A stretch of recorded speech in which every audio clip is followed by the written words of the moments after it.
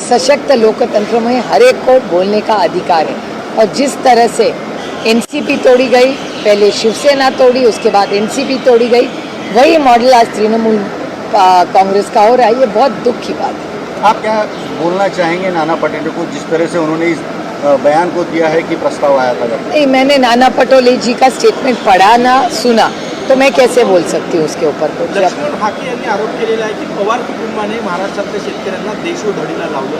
रोहित पवारांच्या उपोषणाच्या पार्श्वभूमीवर ते बोलले. एक तर मी खूप विनम्रपणे म्हणते की 12 वर्ष तर आम्ही सत्तेत नाही, एक त्याच्यामुळे 70 वर्षात सगळं जे वाईट आमच्यावर आरोप प्रत्यारोप काँग्रेसवर आणि आमच्यावर होत असतात. आता कसं आहे, नवीन सून लग्न होऊन येते ना, तेव्हा सगळं सासूच्या चुका असू शकतात, पण लग्नाला 10-15 वर्ष झाली ना की मग सासूला किती वर्ष नावं ठेवणार? सुनेनी काहीतरी जबाबदारी घेतली पाहिजे ना. वय पण वाढतं, अनुभव पण वाढतो, जबाबदाऱ्या पण वाढतात, तरी हरकत नाही. पण शेवटी जे कोणी बोलतं पवार कुटुंबाच्या विरोधात, कसं आहे, पवारांच्यावर टीका केली की हेडलाईन होते. तो इतना तो हक बनताय ना त्यांना नावं ठेवायचं. हेडलाईनही होते, बातमीही होते, आणि एका सशक्त लोकशाहीमध्ये जसं मला बोलण्याची ताकद आहे तशी मला ऐकण्याची ताकद आहे. तुम्ही अमरावती जिल्ह्यात जाताय, संत्रा उत्पादक शेतकरी अडचणीत आहे. आता इथं उन्हामुळे पीक खराब झालेला, दुसरं निर्यात बंद झालेली आहे, 90% संत्रा जात नाही.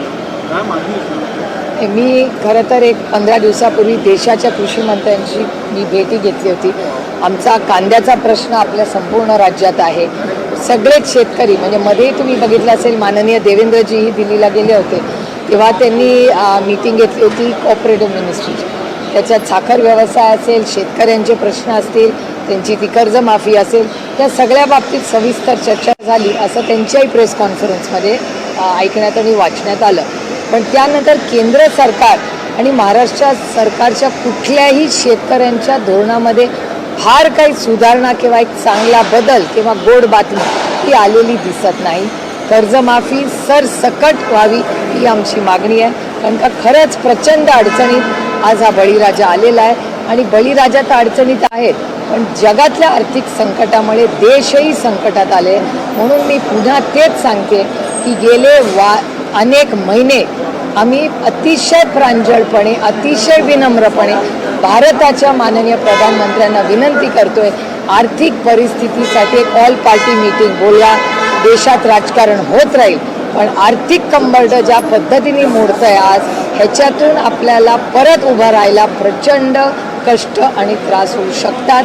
देश प्रचंड अडचणीत आहे. हा विषय भारत सरकार आणि महाराष्ट्र सरकारने गांभीर्याने घ्यावा. सुप्रिया जी, ठाकरे गढ़ के फिर एक बार सांसद सिंधेगढ़ में जाने की चर्चाएं चल रही है, क्या लगता है, कैसे देखते हैं इसको?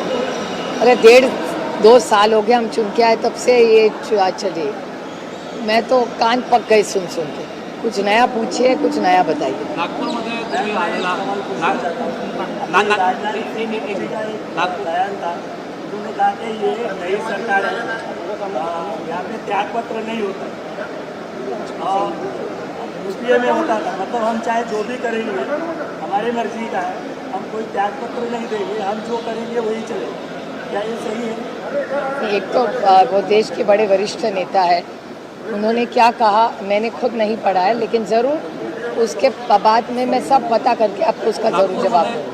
नागपूरमध्ये तुम्ही आला आहात, व्याही तुमचे आमदार झालेले आहेत, काही भेट आहेत जावयांची आणि व्याही त्यांच्याकडे काही चक्कर आहे? आणि आमचे व्याही मुंबईत आहेत आणि मी खरं तर अमरावतीला चालले, त्याच्यामुळे आज काही व्यायांची भेट होणार नाही, पण 2-3 दिवसांनी रोजच भेट होणार आहे. कारण का लग्नाला आता 3-4 दिवसच राहिले आणि आमच्याकडे कार्यक्रम 16 तारखेपासून सुरू होत आहेत आणि आजपासून बरोबर 1 आठवड्यानीच लग्न आहे. त्याच्यामुळे आमच्या घरात आणि दोन्हीकडे लग्नघाई आता हळूहळू सुरू झाली आहे. पण आज खरं तर अमरावतीला खूप महत्त्वाचा कार्यक्रम आहे.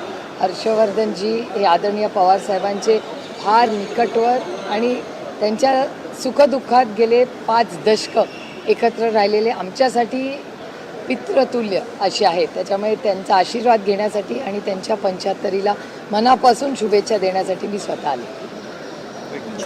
थँक्यू.